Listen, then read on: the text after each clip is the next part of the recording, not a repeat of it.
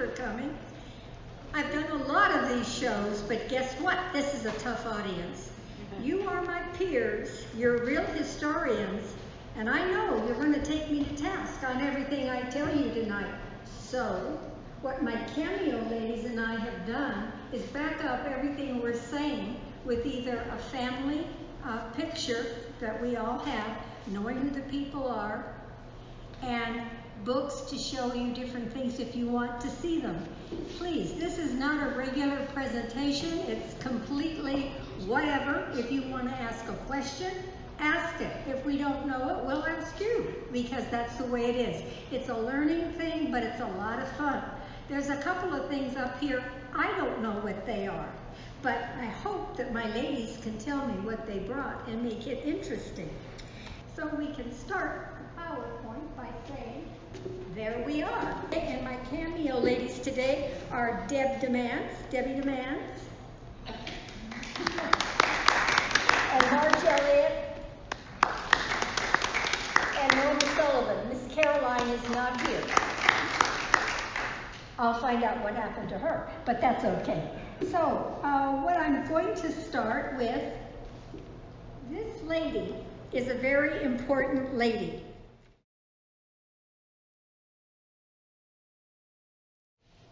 The Victorian Age is the Gilded Age. It started with the Victorians. This plate actually came in 1887 at the Jubilee for the Queen. The lady that brought this is that beautiful lady up there. She's the grandmother of a dear friend of Derek's. This is how Derek obtained the plate, and the picture of her. After the show, I'll want you to come up and look at the other photos of this beautiful lady, because they're actual. All the jewelry she has on is real. This was a very influential family. This is my proof. See, I told you, we're going to have proof of everything. So, I'm going to put that on the side. And we're going to go to the first item. I'm really going to have to wander from here, but that's okay.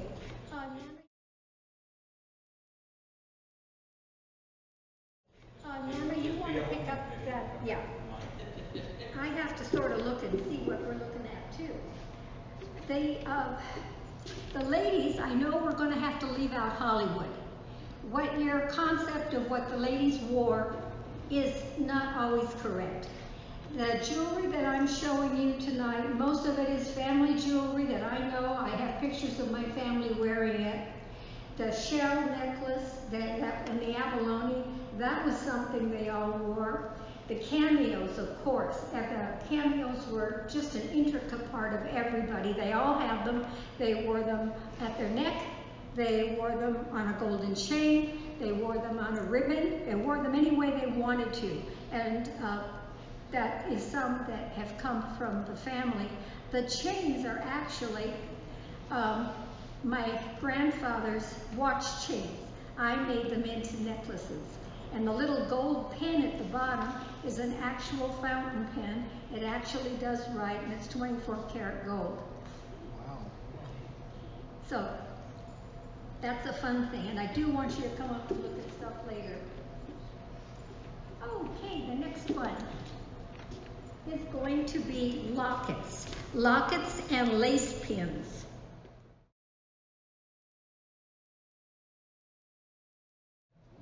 And Miss Debbie's going to show you that.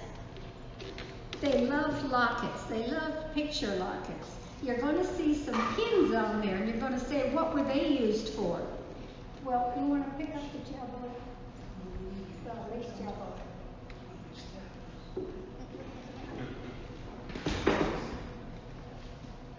They used the pins, the stick pins, on items like this, a lace jabot, which the ladies wore at the neck. They all have them. They had them in different colors and different laces. They all had these, and they would have used a stick pin as this to hold it in place. They also wore scarves, but for the most part, they would put it on a jabot.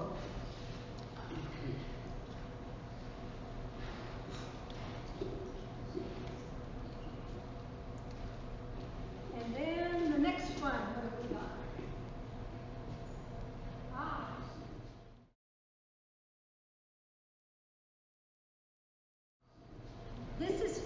jewelry. The amethyst necklace was my grandmother's. They are real amethysts. That's as pretty as sparkly as they got. I know, I love to go to Tina's and look at all of that beautiful rhinestone jewelry. They really didn't wear it. If they did, it would have been real. So these are some of the pieces that are on there. They loved also chains, little dangling chains. And here it is. They had either a necklace or they had a fob of some kind. And the necklace on the top would have been worn at either the waist or on the neckline or on a jabot. But that's as fancy as they got. It would have been real if they had it on. Or the biggest thing were garnets. They loved garnets. They loved garnets, they loved jet, and they loved onyx. Anything black. So that was primarily their jewelry. The next one, oh, these are fun. Anybody know what they are?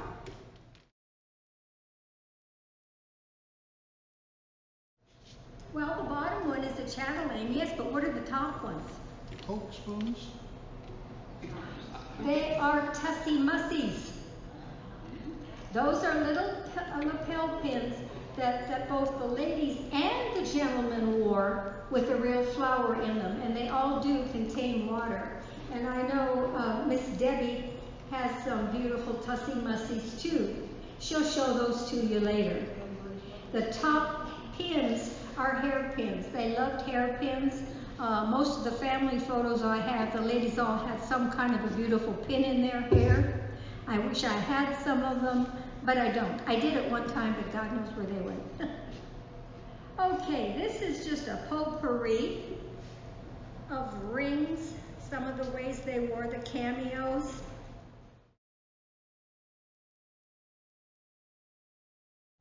Earrings, again, they were marcasite. They loved marcasite. And we have, we skipped one. That's okay.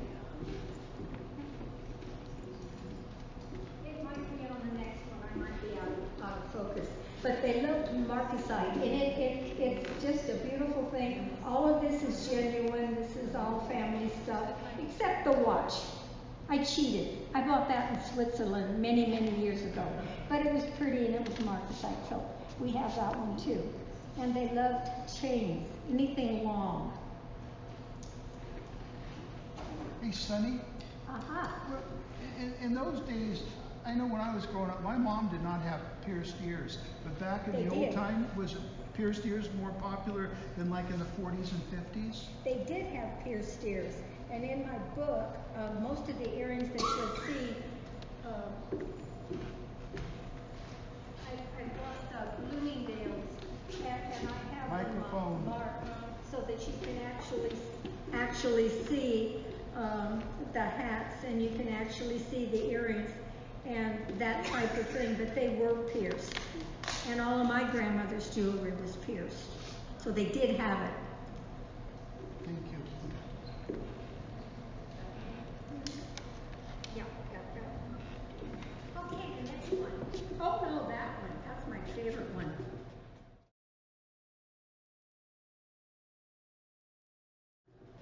That one. This was my grandmother's. These are garnets. Ooh, sorry. These are garnets, and there is a cameo with garnet and turquoise in it.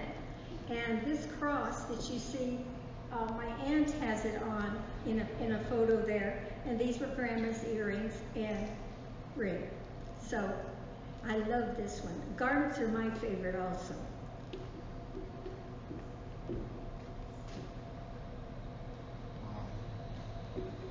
That is a bigger picture of the brooch.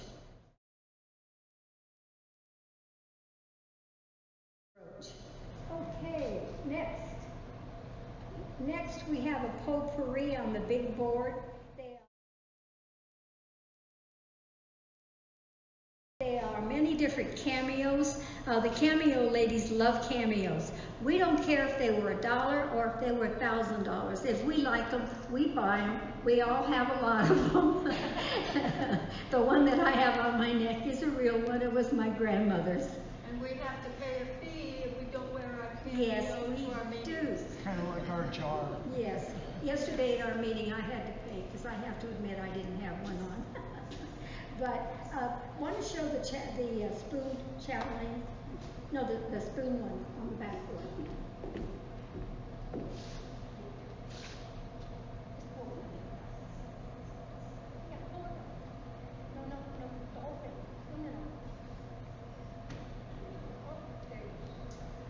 Okay, ladies, I'm going to ask you, the spoons that we put in our belt to hold our reticules, do you call them chatelaines?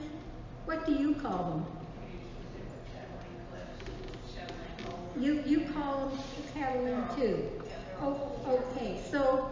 Because sometimes a chatelaine can be pin, a lot of times they were a large pin. We have those. She's holding one.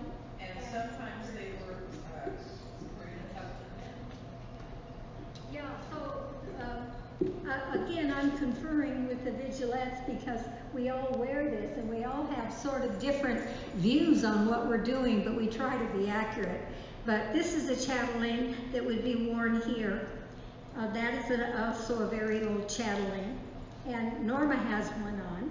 And they were very handy because this particular one is mine. I bought it because it had different, I make hats, I'm a milliner, so I have all sorts of things. I have for my thimble, I have for my needles, I have my thread, another needle holder, and this one is for snuff. This is when my ladies don't like the hat and I faint. Then they open this up and try to revive me. But this one and this one too, very beautiful. This one has a dance card. This is a perfume bottle. The bottle is not in there, but the container is there. These are all original. This is for your dance card. It opens up and there's vellum sheets in there that you can mark your dance card. And then there's a pillbox that opens. There's a change purse, and then there's just a medallion. But that hung on your waistband also. Because they didn't have pockets in their outfits back then, so the ladies had to wear these on their waistband. Do you know why they were called chatelaines? And show this one. Why were they called chatelaines? Because the name actually comes from the Middle Ages.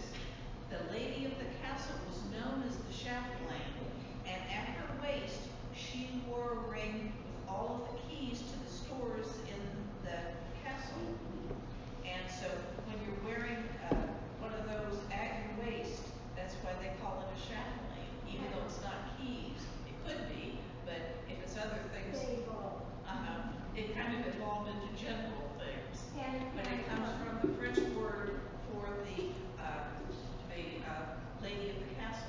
And you'll notice in all the old time movies, all of the evil housekeepers, they all had their chatelaine. Some of them went past their knees, and usually they were all the keys to the manor. Well, all the secret Yeah, rooms of course. where the villain husband was hiding his wives. Yes, and mistresses and bad things. All the fun stuff.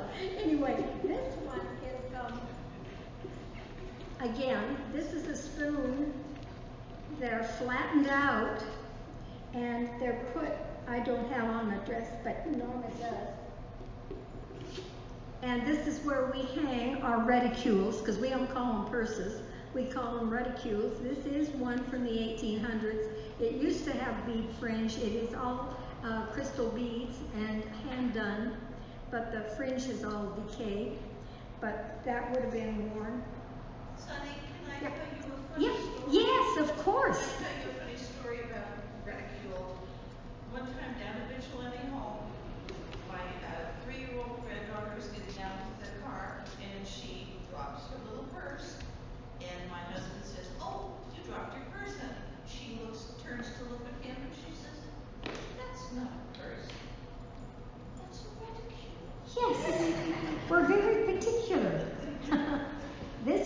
change purse that would have also hung from a spoon or a chatelaine. And this was for the lady to keep her coins, so she was never without money. They did have pockets in some of their dresses, but not too often. So what have we got going next? Oh, we have Miss Marge.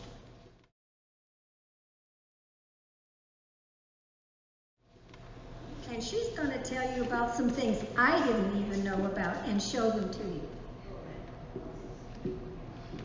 Those slides really help, Jonathan. Well, you guys can come up and look at it. Okay, this is an advertising ruler. It was given to the customers of a mercantile.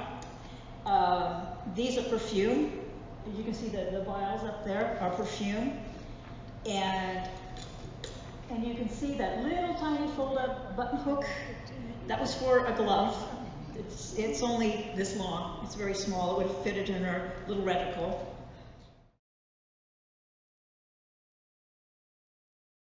Okay, the little fan on the side there, that's actually a fob from a watch chain, and the fan actually opens and closes. And the little book, I think it's dated, I don't have my glasses, about turn of the century. It's a little notebook. And you can see below the white compact right there, that is probably a cut steel buckle, possibly for a child or baby's outfit. And the round thing, yeah, there, that's actually a belt buckle, a lady's belt buckle. We don't want to run out of time. Marge will have her museum open this weekend. Ooh. It's on Fremont and 6th, up there, it takes the corner. Yes. What is the object midway down on the right-hand side? The little knife? Over to the right, that there. That is manicure piece. I think it's a cuticle Cuticle, yeah. thing, whatever. Something sadly lacking in your possible bag.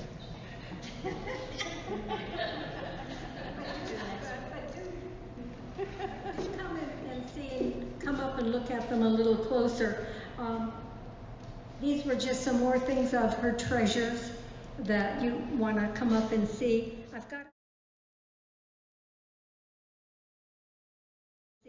I've got a couple more things I want to get into, so I'm going to sort of rush it along. When the ladies traveled, they would often carry a lap rug with them, and this was a swanky way. This is patented in 1880, and so there's lots of canvas in here, so she could put a pretty big roll of a lap rug, and she would look very elegant as she walked on the train. Okay, that sort of brings us into our hat segment. These pictures show two ladies. The one on the, what would that be? Whatever, your left. She is an advertisement for Bond Silk. Even the ladies in the 1900s used to like to look at how the ladies dressed in yesteryear. And that pattern is showing the silk made of a dress that ladies would have worn in yesteryear. The lady on the right is showing you going into the Titanic era with the big hat. And so those hats were big.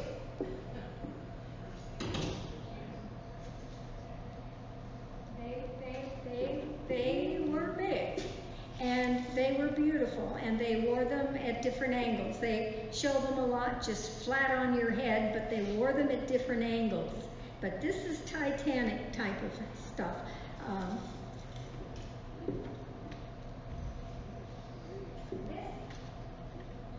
This hat is from the 1800s. I daren't touch it because it's disintegrating. It is a real straw hat. It has the real silk flowers, but it's disintegrating. But this is an original.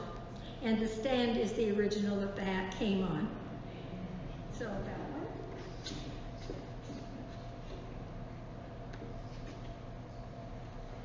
This hat is an original. This hat is featured in the Bloomingdale's booklet that I have. This exact hat, and this is an original. It is also disintegrating, so that's why I'm not having you touch it. I touched it, and I did. What did that, something like that sell for? About $1.65. Wow. Things were very, very cheap. This hat would be worn like this. They called them flower pot hats. Every era had a different hat, and they were different. This hat is also featured, not this particular one, but the style is also featured in the book. And so it's a lot of fun to have hats from the different eras and know where they came from.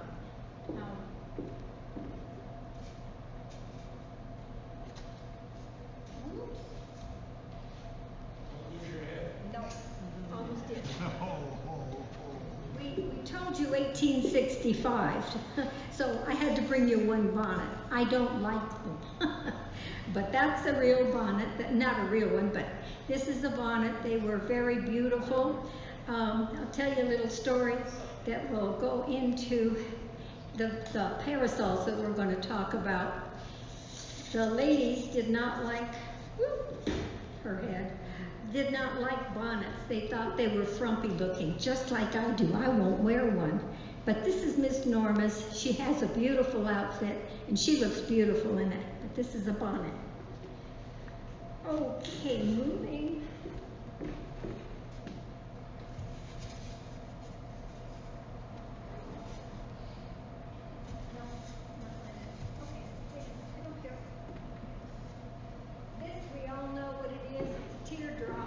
This is typical 1880. This is what most of the ladies wear. They look good with anything, don't they, ladies? And they look good on anybody. And they sort of go just plunk right on you. So these are called teardrops, but they're a lot of fun. Most of these hats would be worn with their hair up, is that correct? Yes, yes. On my pictures of my family, you'll see their hair was all beautifully done. It was big. You couldn't, ladies with the short hair, sorry, couldn't do it. But they also wore transformations. That's what they call them. We call them hair pieces. They had all kinds. So they built their hair in order to put the big hats on, because you need a lot of something to stick those pins in. So, okay. Lots of different stuff. This would have been an umbrella holder. The ladies would have had a fancy one. They just put their parasol in there so it wouldn't get soiled, I guess. Okay, Miss Norma. Again, I'm going to jump around. You want to do the fans, or do you want to do, we'll do the fans. Okay, we want to give you a little language. You all know that teenagers of all eras had their own language. I don't care what era you came from, when you were a teenager, you had some language your parents didn't understand. Okay, well the Victorian ladies had that too, and they called it the language of the fans of all things. So ladies, you want to stand out there, and I'm going to give you some commands. Oh good, I get to tell my ladies what to do. Yeah. Just like Derek. Yeah. Okay. Norma, you want to go up there so that they can see you a little better. So the ladies and young men could not converse unless they were with the chaperone. And that's no fun. So they had secret languages that they used with fans and parasols. Now, when I tell you, ladies, close your fan. Okay. What does that mean? Anybody know? It means I wish to speak to you. So if you see a young man on the street and, ooh, close that fan, and he will come and speak to you when he can. Okay, carry fan in right hand in front of your face. Follow me. They would follow the lady to where maybe they could talk. Okay, now, how about draw the fan across the cheek? Draw the fan across the chin. I love you. Ooh. And oh, present the fan closed. After saying I love you, do you love me? Now how they learned all this is beyond me. I couldn't do it, and I'm looking at it. Okay, oh. Twirl fan in the right hand. Oh. I love another. Okay, I love this one. Draw the fan through the hand. I hate you. Yes. Uh-oh. Fan slowly. Oh dear, I'm already married. But if you drop the fan, that means we will be friends. So they got their own language. If they also did it with the parasol, we'll just do that. Yeah, we got them. We can get down there and we can get up. Norma, you want to get the parasol and we'll do a quick parasol? And then we're going to have Miss Debbie show you her treasure chest.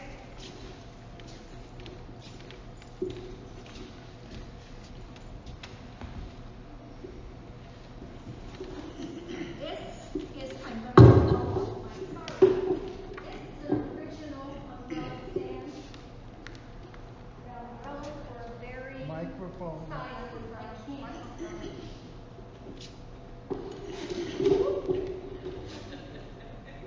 These are original, 1880. They are so fragile. I really don't want to open them up. You won't even But touch it. you can't even touch it. They were all silk and very beautiful. The handles were of different lengths. I love this length because when you're asked to have a picture taken, look how you can pose.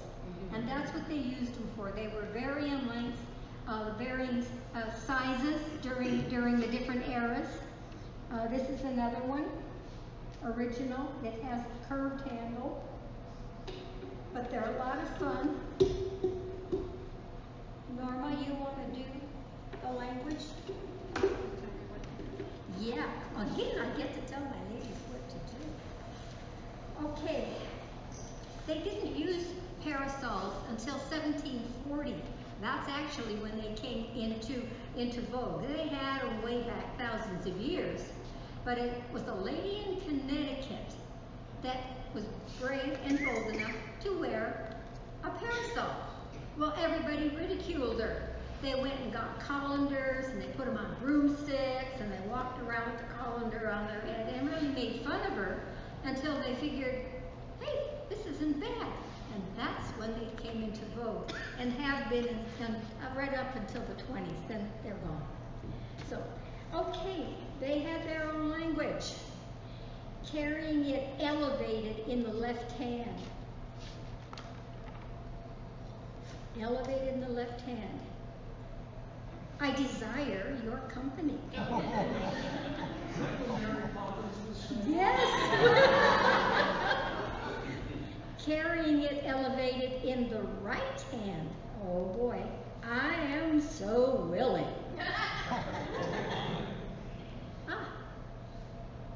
Carrying it closed in the right hand.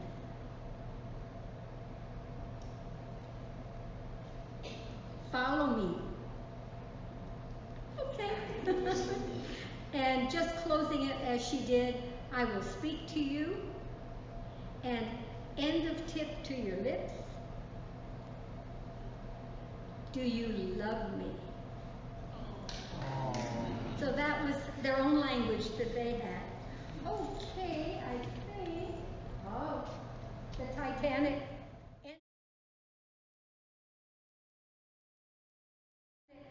End of the Gilded Age, as we all know. But I want Miss Debbie to come up quickly. She has a treasure chest of good little things. And she's just going to briefly tell you about it.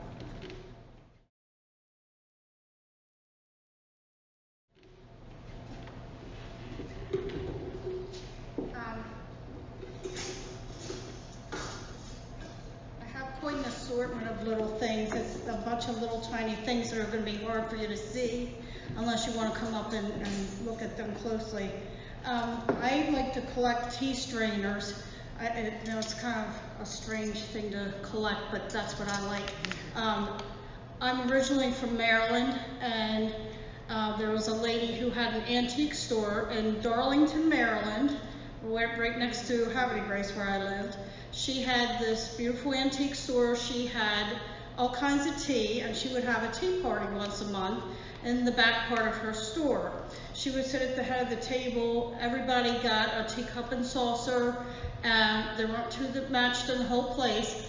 But she made little tea cakes, and she sat at the head of the table like Miss Nancy from Romper Room, told us the history of tea. She brewed different flavors of tea so that we could try different varieties. And she had a lot of tea strainers, which I fell in love with, and so I brought some of these along so you can see. There's a difference between a tea strainer and a tea infuser, where you would put, you would fill your tea infuser with loose tea and put it in your cup and stir it around.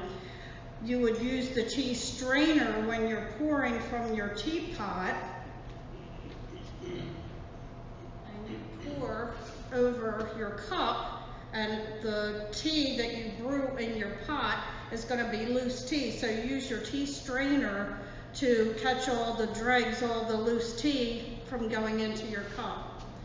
So there's a variety, like I said, of different tea strainers here. Some are prettier than others, some are very ornate, some of them are kind of plain, but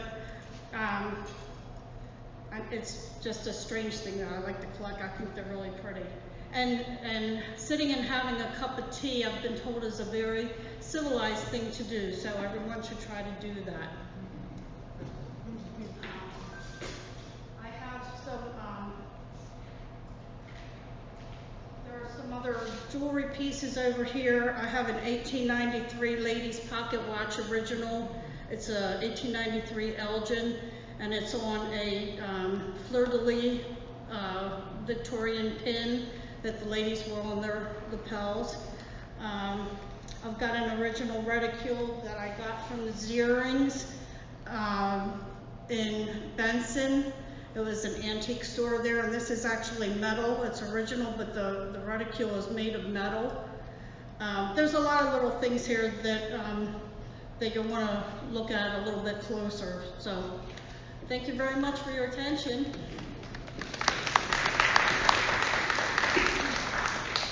I'm just going to close by saying we didn't forget the gents. No.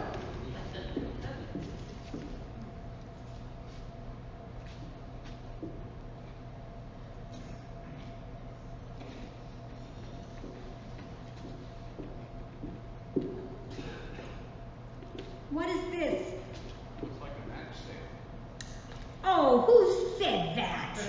I knew you'd know. It is. It's called a match keep, and the gents would carry that, and they had their matchsticks in it. And so that's a very rare piece. The little knives in this box, this is the box and the tissue paper it came in. Again, these are cataloged in the magazine, and also the mother of pearl. This would have been a mother of pearl collar pin. As you know, the gents all wore collars, and collar pin both in the front and one in the back.